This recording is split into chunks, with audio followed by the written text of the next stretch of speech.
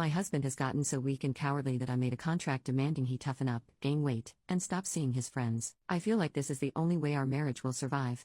So I am extremely unsatisfied with my husband, and I'm going to give him a contract in a last-ditch attempt to make this marriage more satisfying. It's still functional right now, but I haven't totally given up on it being a joy in my life just yet. My husband, 34 male, and I, 31 female, were set up by family members almost 7 years ago. Our families are conservative and value marrying young, and we were both getting a little old to be unmarried by their standards. We've been married for 6 years, and had 2 daughters, 5 and 2. He's an accountant, I'm at home with the kids now and will eventually go back to working. In the course of our marriage, a bunch of problems have developed. I'll explain them, why they bother me, and what I did about them. For one, he started believing that he has depression and anxiety and actually wanted to get a therapist. I don't believe that those are real things, and I definitely don't want him going to some lying beach who will cost $100 an hour to fill his head with lies. He stopped talking about it, but he still clearly thinks that his problem is clinical. He once ordered a weighted blanket online without telling me. I threw it in the trash before he got home. I made it clear that I don't want to hear about it and that he needs to man up. Also, he's become really emotionally weak in general and always seems on edge around me.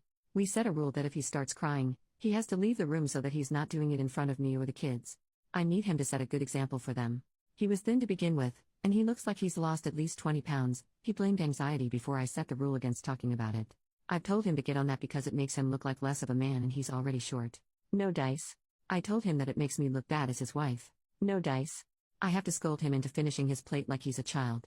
He seems to be avoiding spending time with me. He takes the kids and leaves to stay at his parents' every other weekend, and often visits friends on weekends when he doesn't. Again, often taking the kids. Often I'll tell him not to, but he does it anyhow. This has gotten more frequent as time goes on, and now he's rarely home on weekends. He works 10:30 to 8 o'clock, and often he's not home until 9 or 10 at night. He says he either had to do some overtime or he went out with a friend after work. Either way, it's happening much more than it used to. During my second pregnancy, he offered looking after the kid in the morning so that I can sleep in. He can't stop me from waking up and being with him at that time, but he does say that he likes having time alone with the kids. We end up fighting a lot when we're together. It's mostly because if he's not around a lot, I have to get at all my grievances with him while I have him. I feel like part of the reason why he comes home late is so the kids won't see us fighting. He's best friends, or at least used to be. He doesn't talk to me much about his friendships anymore, with this gay couple. Now, I'm a live and let live type, but my husband seems like the type to be especially vulnerable to their influences. Right after we married, he told me that he's not a very intimate person but that we could make love as often as I want. In general, he shows very little lust, and essentially none in recent years, and I don't want them confusing him about who he is or what he wants. He also takes our daughters around them. I'm not sure how comfortable I am with that. He still offers lovemaking when asked to, but he never initiates anymore. I once quit initiating to see how long it would take, and it was almost 3 months before I broke down and initiated. The lovemaking itself is fine. He's never been very enthusiastic, but as of late he's been even less so, and won't tell me why. Anyhow, now onto the contract I made. 1.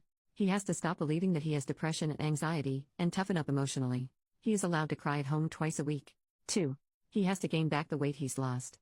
3. He can visit his parents for the weekend once a month, and can leave for a friend's house for upwards of 3.5 hours once a month. Visits of 3.5 hours or less are not restricted in frequency. 4. He has to stop hanging out with a gay couple he's friends with. 5. He has to initiate lovemaking at least twice a month, regardless of the frequency at which I am initiating. He has to initiate physical intimacy, kissing, at least twice a week. 6. I will get up early at least twice a week from now on, and the kids will see us interacting like a couple should. During this time he is not to start arguments. 7. In general, he is to stop giving me the impression that he's avoiding spending time with me.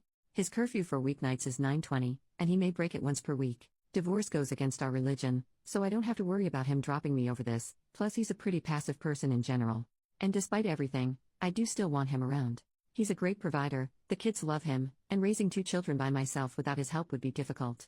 Plus, no one would want a woman in her 30s with 2 kids, but I wish he were the man I married.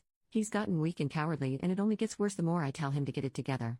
Basically, I wish I could still respect him. Maybe if I tell him as much, and he sees direct, specific ways he can change that written in ink, he'll wake up. 4 months after he signs the document, we can review it, and if all goes well, hopefully the habits will be in place and we won't need a contract anymore. Anything I should change before I finalize it and print it out? First update 2 weeks later. Help, my husband is considering divorce. How do I prevent this?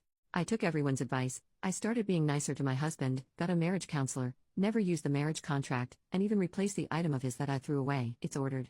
He'll think it showed up months late, but I'm not admitting to throwing it away when our marriage is already so precarious. For a while, I even thought it was working, because he seemed a little more at ease with me and we weren't fighting as much. Then, yesterday happened. The marriage counselor said outright that though he almost never recommends divorce, I had come from an abusive household and was creating a toxic environment for my family. None of this is true.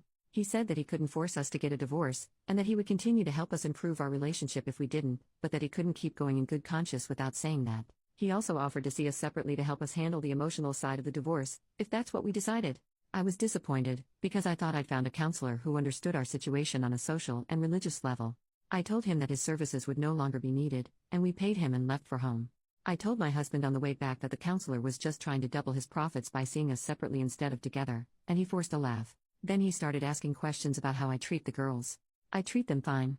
He mentioned that our 5-year-old has started leaving the room whenever she cries. Up until 2 weeks ago, I had a rule against my husband crying in front of me, so he would leave the room when he started crying during our fights. It's not my fault she picked that up. I never had that rule for her. He said that doesn't make that better. Of course it does. Anyhow, we were fighting the entire car trip. Last night I didn't see him. I was asleep before he got home. We saw each other this morning, but didn't really speak. Then tonight, he brought up divorce again and we got into another screaming match. I told him that if we divorced, it wasn't just me that our families would hate until the end of time, they'd hate him too. He was going to make us both pariahs in our church and social circles. Then he took the kids and left to God knows where, saying that he didn't care because he couldn't live like this anymore. I'm terrified right now and I don't know how to talk him out of doing this. What do I do? Second update: how to win a custody battle. We're effectively divorced, but we're not going to go through any of the legal stuff yet, because my husband feels it would be wrong to put me through that while I'm pregnant. Why he feels it's better to do while I'm caring for an infant is beyond me. He makes the money, I stay home with the kids. He said that he'll leave me enough to live on, and if I get custody of the kids, more than enough for them to live on, but he's going to fight to get custody if he can. He plans on leaving the kids with his parents while he works if he can pull it off. This is obviously ridiculous. Yes, his parents are retired, but foisting a toddler and an infant on them 5 days a week. Our oldest is in kindergarten. His reasons for this is because he disagrees with some of my parenting methods, but come on, they're in better hands with their mother. So how do I maximize my chances? Third update: how do I become a nun? I'm planning to become a nun in roughly 7 months. Where do I go? What do I bring? What do I have to have done beforehand? I'm not telling anyone what I'm doing beforehand. How easy will it be for them to track me down? I want them to never see me again, but they probably won't look too hard. Also, can you become a nun if you were married before? We're currently separated and I could get the divorce in writing at any time. I'm in Arizona, by the way, but I'm willing to travel to anywhere in the United States for this. Fourth update: how to rebuild my life after leaving fundamentalism. I lived all my life thinking that if I just followed God enough and did what I was told, it would give me happiness and pride. Instead, all it gave me was a miserable marriage to a pathetic man, judgment from all my peers, and so few skills that I have no idea what to do next. I'm 32, and have never worked for money in my life. I'm 3 months pregnant with our third child, and he wants to divorce me as soon as I've recovered from the birth. He wants to take the kids due to differences in parenting methods, and I've decided not to fight it. I don't even want visitation rights. If I never see anyone from my old life again, it'll be too soon. So, how do I do this? How do I get work skills? What do I do now that I serve hedonism instead of God? Where do I go for social support now that I can't go to church or anyone from my old life? What do heathens do for fun? Part of me is really excited to wear revealing dresses and watch Marvel movies and drink cocktails and have casual lovemaking and live alone in an apartment with 4 cats and a common-law lover and stuff like that, but I'm also scared. I don't know what I'm getting myself into. What if I don't like it? I can't wait to leave my family, but what if this isn't any better? What steps should I be taking right now? Final updates in the comments. OP responding to a comment about having been a terrible wife. OP, yeah. I've started going to therapy and I can see that now. My husband is doing better now that we are only co-parents. We've decided that it's best if I don't have equal custody of the kids, but I'm still going to have visitation rights with them every other weekend. We've both left fundamentalism, and I can't lie, it's lonely. I wasn't really supposed to interact with people outside of it, so I don't really have friends anymore. Getting a job is also proving pretty difficult while I'm pregnant, but hopefully it'll go better once the baby is born. We already have a place figured out for me to move into once I'm recovered from the birth, and we'll formally divorce whenever one of us decides it's necessary. I imagine since he'll have young kids to look after, it'll be a while, but we're okay with that.